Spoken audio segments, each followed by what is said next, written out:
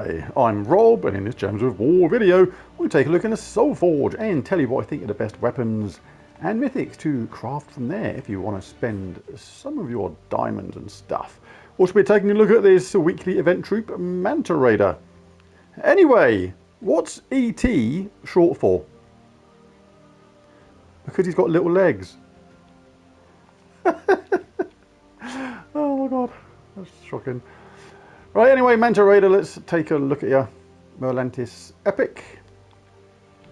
Does magic-based damage to 2 random enemies and shuffles the enemy team. Do like that shuffle the enemy team thing. That's just not swapping somebody top to bottom or anything like that. It's literally shuffling the enemy team around. That's more powerful than a lot of people think it is.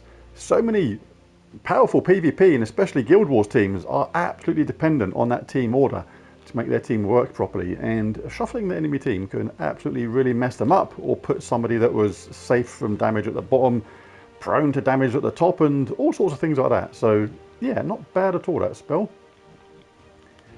What have we got in the traits? Submerge myself when I take damage, not too bad. Take 1 hit, then be submerged, safe from damage to all teams then and things like that. 20% chance to dodge skull damage. Yeah, not too bad, but if not only for that shuffle the enemy team, I'm going to give you a reasonably okay 6 out of 10 with that big, massive open gob there. Look at that, just sucking up everything in its path. Anyway, grab as many of these as you can normally, all the way up to Mythic if possible. Going to give you another troop you can get to level 20, which is going to help your power level kingdoms in the long run. Also here we can go to Spoils of War. If you've got any excess glory still, always good to grab another 10 of these. Bit more event keys, a bit more gold, some more souls, and some lovely new treasure maps, which we all know we really need and really want. Right, let's go to the Soulforge then. Let's start off with the weapons, see what we got in there. Not going to do all these ones that are here all the time. These are in my Soulforge extra video. That'll be in the link in the description below, so check that out if you want to know all about this stuff which is here all the time. Nature Staff is the first one which is not here all the time. Does damage to an enemy and deal double damage if there's a leaf storm and create a leaf storm. So it doesn't sound that good, but a lot of the strengths of some of these weapons is in their upgrades. If you look at that upgrades there, Tangling, Tidal and Enchanting. 2 really good ones there, Tangling and Enchanting. Tangling, when you cast this, you are going to entangle the first troop, first enemy, and it's going to become enchanted straight away, which means you get another chance to actually cast it pretty quickly, which is important for this weapon because doing that damage, getting double damage if there's a leaf storm and it creates a leaf storm, because it's enchanted, you should get to cast it twice in a row pretty quickly to benefit from that, and then pretty much do it again. So it's not outrageously amazing, but it's yeah, not bad. 13 is a little bit high on the mana cost, but yeah, pretty decent. Iron Wave. So that's somebody like ironing their clothes while waving to the neighbours or something. Anyway. Does damage to an enemy boosted by merfolk allies, then creates a mix of 6 blue and brown gems for each merfolk ally.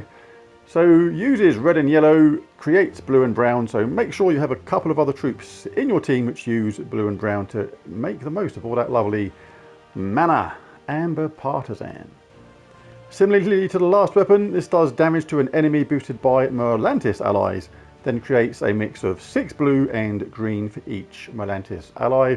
This time this uses yellow and purple, creates blue and green, so again make sure you've got at least a couple of troops in your side which use blue and green to make the most of that. Trident of Merlantis, the kind of anti-Merlantis weapon I call these. Removes all blue gems. Blue is the colour which Merlantis troops like the most, so removing them away from the board actually restricts greatly what they can do. Then deals magic based damage to an enemy boosted by gems removed. If the enemy is from Merlantis or the battle is in Merlantis, does double damage. So yeah, pretty effective against those kind of teams, but far from essential. What else we got? We have 3 Graves. This is a great weapon. I love these, what I call explodey, summony weapons.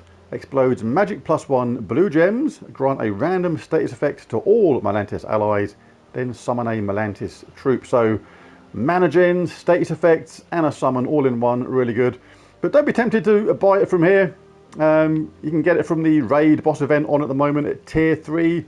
Going to cost you, I think it's 250 gems, which is much better than spending 200 diamonds plus this other stuff. So yeah, grab it from the raid boss event and not from here.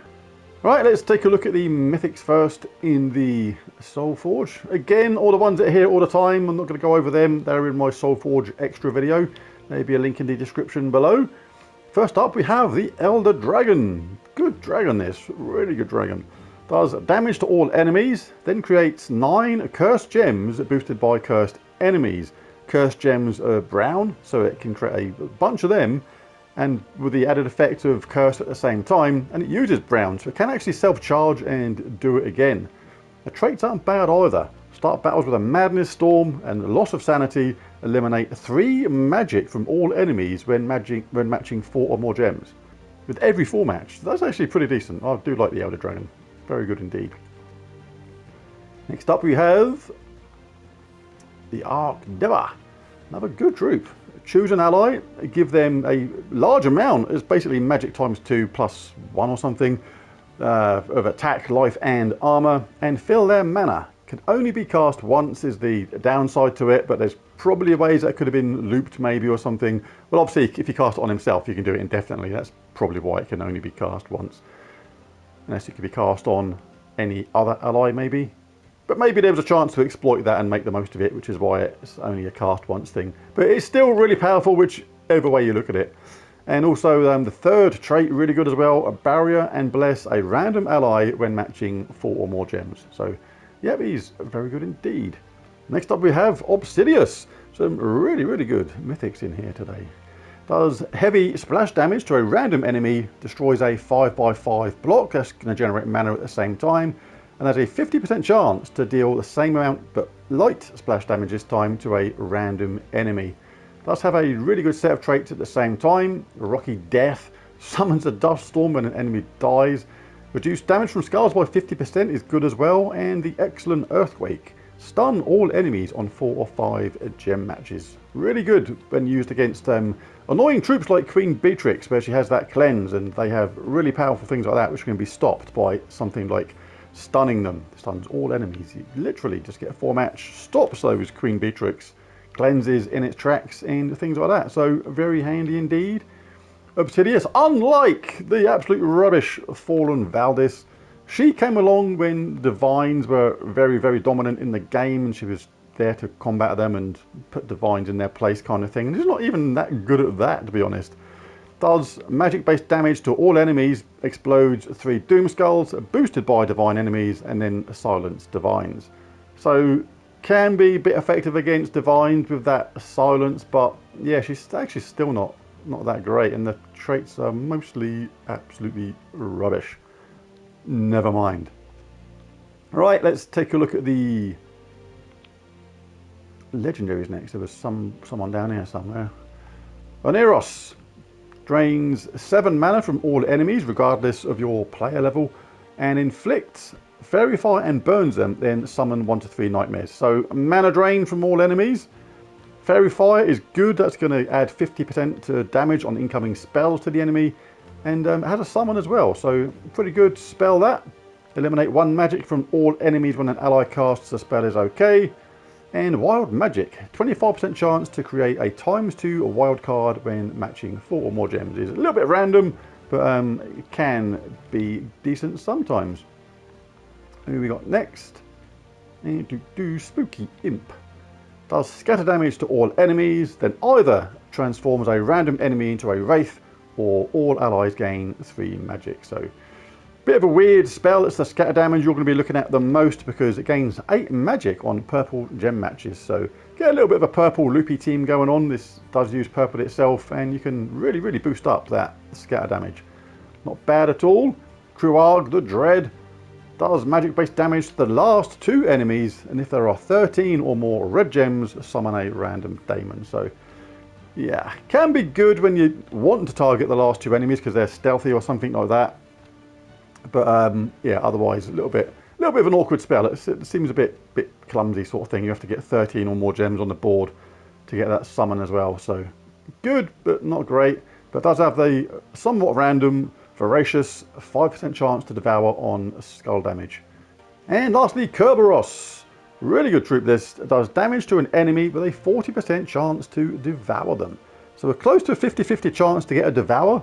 This is a really good leveler if you're a newer player to the game, because basically if you get that Devour, destroys another troop completely, they are gone, and adds their attack, armor and life to your own, which is, if you're up against a much more powerful player, that can actually be a massive game changer. So really good if you're a newer troop, these troops that do the Devour. Not bad traits either. Gain 50% bonus souls from battle, very useful if you're newer to the game, and a 50% chance to summon a warg when an enemy dies. Right, so that is it for that. But who gets my super coveted, not Mythic of the Week? But it's certainly not going to be you, is it, you useless thing, you. Obsidius, really good. Archdeva, really good. And the Elder Dragon, really good. Wow. Well, it could be any one of them three, really, depending on the situation, because Obsidius, really good for that stun all enemies. Like I say, really good for stopping things like Queen Bee in her tracks and things like that. Archdeva, really useful spell. Fantastic third trait, but only casts once. And the Elder Dragon, again, really good spell. Loop potential. A really good third trait. But overall, because of the versatility of it and what you can do regarding boosting up another player in your team, I'm going to give it to the Archdeva. Choose an ally, give them a magic-based attack, life and armor, fill their mana, only one cast, but if done on the correct opponent in the right team, that could be absolutely devastating. And it's still useful because that barrier and bless a random ally when matching 4 or more gems is pretty useful at the same time. So Archdeva gets my Mythic of the Week. But there's the video. If you enjoyed it, why not bash that like and subscribe button? It really does help. But most of all, thanks for watching. I'll be back later on with my raid boss teams and under spire stuff and epic trial stuff later on this week and all sorts of stuff. So thanks for watching, and I'll catch you again next time. Bye for now.